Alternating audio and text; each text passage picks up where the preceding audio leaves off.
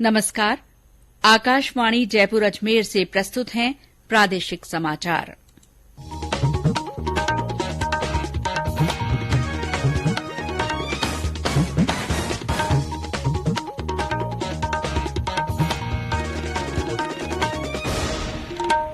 मुख्य समाचार। प्रधानमंत्री नरेंद्र मोदी ने कहा, सरकार ने पिछले 8 वर्ष में गुलामी के दौर के और गुलामी की मानसिकता वाले कानूनों को खत्म करने का बीड़ा उठाया। आर्थिक मामलों की मंत्रिमंडलीय समिति ने गेहूं के आटे का निर्यात प्रतिबंधित करने के लिए नीति में संशोधन के प्रस्ताव को मंजूरी दी।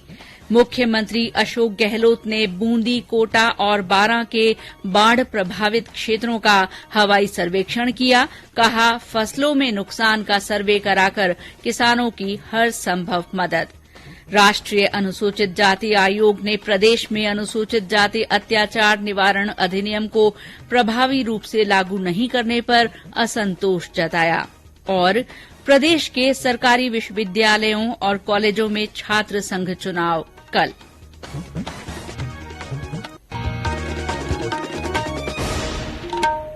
समाचारों के साथ मैं शीला चावला। और अब समाचार विस्तार से। प्रधानमंत्री नरेंद्र मोदी ने कहा है कि सरकार ने पिछले 8 वर्षों में देश में गुलामी के दौर के और गुलामी की मानसिकता वाले कानूनों को खत्म करने का बीड़ा उठाया है। अब ऐसे श्रम कानूनों को बदला जा रहा है और उनमें सुधार कर सरल बनाया जा रहा है। आंध्र प्रदेश के तिरुपति में आयोजित हो रहे श्रम मंत्रियों के 2 दिन के राष्ट्रीय सम्मेलन को वीडियो कॉन्फ्रेंस के माध्यम से संबोधित करते हुए श्री मोदी ने कहा कि अमृत काल में विकसित भारत के निर्माण के लिए जो सपने और आकांक्षाएं हैं, उन्हें साकार करने में श्रम शक्ति की बहुत बड़ी भूमिका है। अमृत काल में विकसित भारत के निर्माण के लिए हमारे जो सपने हैं, जो आकांक्षाएं हैं, उन्हें साकार करने में भारत की श्रम शक्ति की बहुत बड़ी भूमिका है।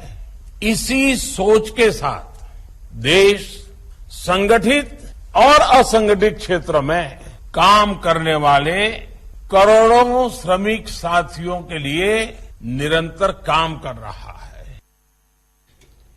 प्रधानमंत्री आज रात 8 बजे वीडियो कॉन्फ्रेंस के माध्यम से स्मार्ट इंडिया हैकाथॉन 2022 के ग्रैंड फिनाले को संबोधित करेंगे।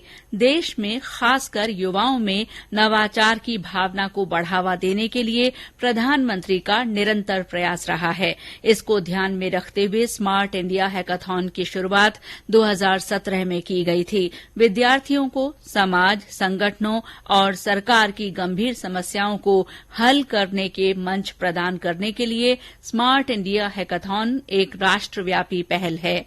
ये दुनिया का सबसे बड़ा ओपन नवाचार प्लेटफॉर्म है।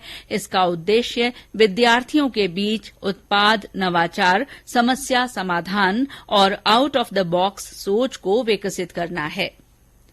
आर्थिक मामलों की मंत्रिमंडलीय समिति ने गेहूं के आटे का निर्यात प्रतिबंधित करने के लिए संबंधित नीति में संशोधन करने के प्रस्ताव को मंजूरी दे दी है। मंजूरी के बाद गेहूं के आटे का निर्यात प्रतिबंधित किया जा सकेगा, जिससे घरेलू बाजार में आटे की बढ़ती कीमतों पर काबू पाना सुनिश्चित होगा और समाज के कमजोर वर्गों को खाद्य सुरक्षा मिल सकेगी। रूस और यूक्रेन दुनिया भर में गेहूं के सबसे बड़े निर्यातक हैं और 1/4 गेहूं की आपूर्ति करते हैं।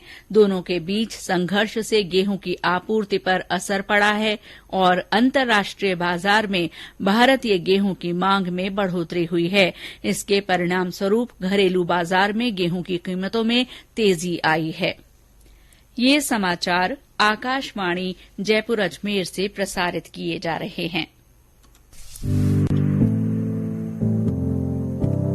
कंपटीशन की अगर आप कर रहे हैं तैयारी, तो उनके लिए ऑल इंडिया रेडियो पर हम लाए हैं अभ्यास, एक ऐसा कार्यक्रम जिसमें आप पूछेंगे सवाल व्हाट्सएप नंबर 9289094044 पर, या फिर ईमेल करेंगे abhyas.airnews@gmail.com पर और हमारे विशेषज्ञ देंगे इसका जवाब। आपका अभ्यास हमारा प्रयास।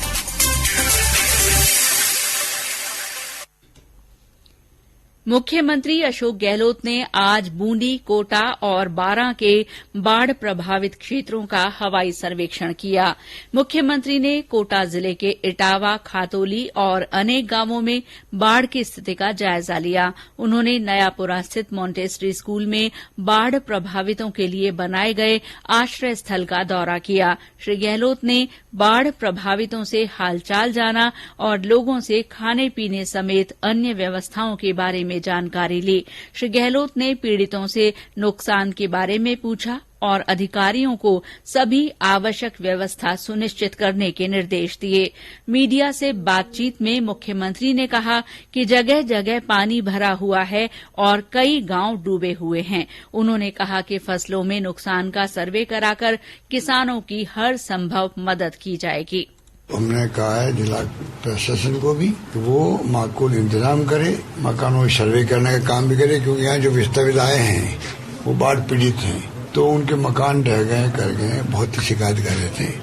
वो सर्वे होगा, उनको पूरी इमदाद करेंगे। खाने पीने की व्यवस्था भी सब की गई है, सब संतुष्ट थे, तो पूरी तरह खाना पीना मिल रहा है, कोई दिक्कत नहीं है। नॉर्म्स नहीं होते ऐसे वक्त में, बाढ़ के वक्त में, तो नॉर्म्स को ज्यादा बनाएंगे और जो मैक्सिमम मदद हो सकती है वो करवाने की कोशिश करेंगे। आप निश्चिंत रहो। श्री गहलोत ने कहा कि मध्य प्रदेश से आने वाले पानी के कारण कोटा संभाग में बाढ़ आ जाती है, इसीलिए केंद्र सरकार से पूर्वी नहर परियोजना को राष्ट्रीय परियोजना घोषित करने के लिए कहा है। मुख्यमंत्री ने बारां के अंता और सीसवाली के बाढ़ प्रभावित क्षेत्रों का हवाई सर्वेक्षण कर हालात की जानकारी ली। उन्होंने एनटीपीसी में लोगों से मुलाकात की।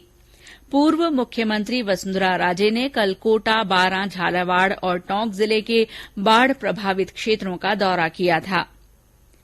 प्रदेश में बारिश का दौर धीमा पड़ गया है। पिछले दिनों हुई बारिश से सभी छोटे बड़े बांध भर गए हैं। बांधों से अतिरिक्त पानी की निकासी जारी है। चंबल के बांधों से छोड़े जा रहे पानी के कारण कोटा, सवाईमाधोपुर, करौली और धौलपुर में चंबल किनारे बसे कुछ गांवों को खाली करवा लिया गया है। बाढ़ में फंसे लोगों को निकालने में सेना, वायुसेना, एनडीआरएफ, एसडीआरएफ और सिविल डिफेंस की टीम जिला प्रशासन की मदद कर रही है।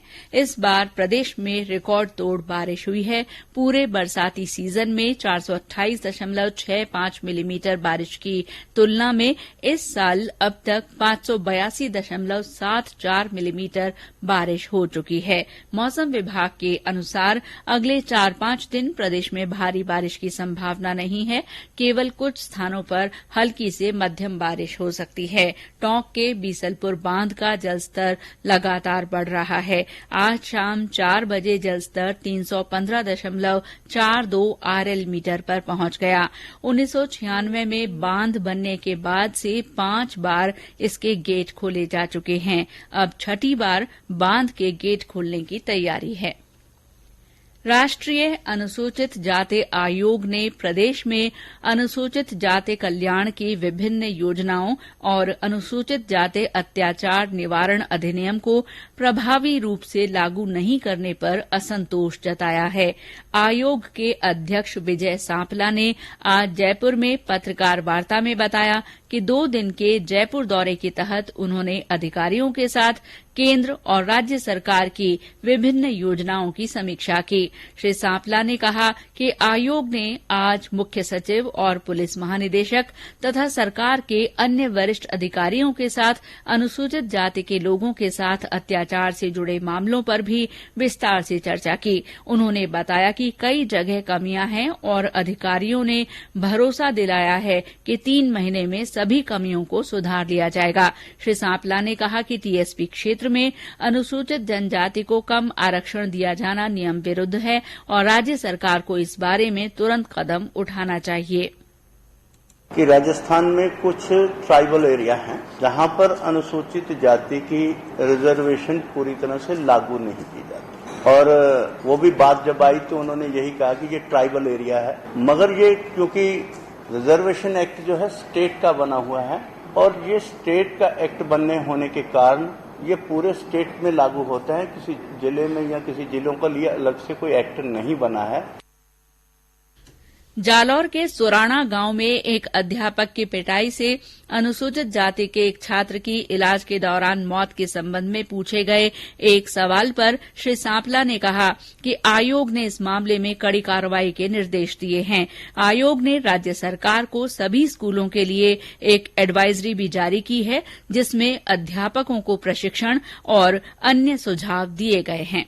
जितने भी एफिलिएटेड स्कूल हैं, उन सबसे एफिडेविट ले लिए जाएं कि आपके स्कूल में ऐसा कोई कार्य नहीं होगा, और साथ में नई एफिलिएशन देते समय इन चीजों का भी ध्यान रखा जाए। ये हमने एडवाइजरी जारी की थी और ये मुझे मंत्री जी के माध्यम से, उनके सचिव के थ्रू और रेजिडेंट कमिश्नर के माध्यम से ये जानकारी दी गई है कि उन्होंने ऐसी एडवाइजरी सभी शिक्षण संस्थानों को दे दी गई है। प्रदेश के सभी सरकारी विश्वविद्यालयों और कॉलेजों में छात्र संघ चुनाव के लिए कल सुबह 8 बजे से 1 बजे तक मतदान होगा। इन चुनावों में अपनी किस्मत आजमा रहे छात्र नेता विद्यार्थियों को अपने पक्ष में करने के लिए भरसक कोशिश कर रहे हैं।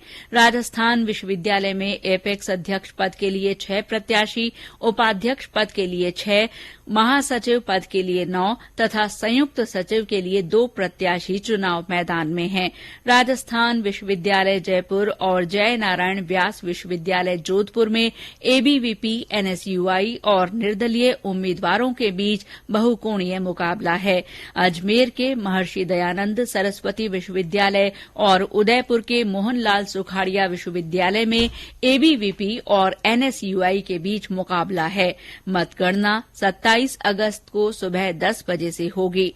पुलिस ने विश्वविद्यालयों और कॉलेजों में सुरक्षा के पुख्ता प्रबंध किए हैं। रेल मंत्रालय ने यात्रियों की सुविधा को ध्यान में रखते हुए नई दिल्ली इंदौर के बीच सप्ताह में 3 दिन सुपरफास्ट ट्रेन चलाई है। नई दिल्ली से ये ट्रेन हर गुरुवार, शनिवार और सोमवार को शाम 7:15 पर रवाना होगी और इंदौर से हर बुधवार, शुक्रवार और रविवार को शाम 4:45 पर चलेगी। 22 कोच की ये गाड़ी कोटा मंडल के कोटा, सवाई माधोपुर और भरतपुर स्टेशनों पर ठहरेगी। राजीविका स्वयं सहायता समूहों के बचत खाता खोलने और ऋण वितरण के लिए आज भीलवाड़ा के बेमाली में विशेष मेगा क्रेडिट कैंप का आयोजन किया गया। इस शिविर का आयोजन स्टेट बैंक ऑफ इंडिया की बेमाली शाखा द्वारा किया गया। कार्यक्रम का शुभारंभ क्षेत्रीय प्रबंधक ने किया।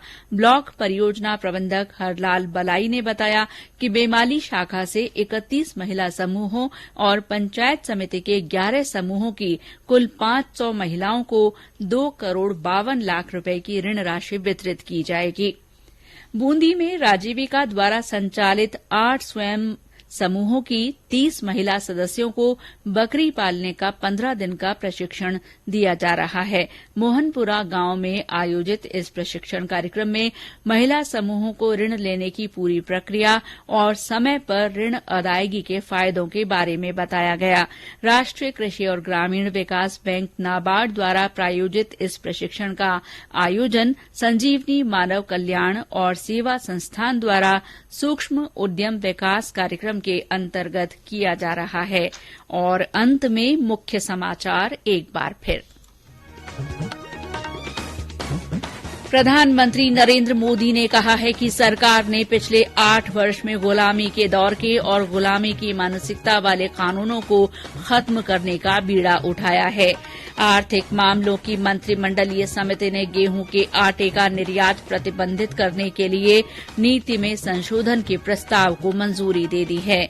मुख्यमंत्री अशोक गहलोत ने बूंदी, कोटा और बारां के बाढ़ प्रभावित क्षेत्रों का हवाई सर्वेक्षण किया। श्री गहलोत ने कहा कि फसलों में नुकसान का सर्वे कराकर किसानों की हर संभव मदद की जाएगी। राष्ट्रीय अनुसूचित जाति आयोग ने प्रदेश में अनुसूचित जाति अत्याचार निवारण अधिनियम को प्रभावी रूप से लागू नहीं करने पर असंतोष जताया है। और प्रदेश के सरकारी विश्वविद्यालयों और कॉलेजों में छात्र संघ चुनाव कल होंगे। इसी के साथ प्रादेशिक समाचार बुलेटिन समाप्त हुआ। नमस्कार।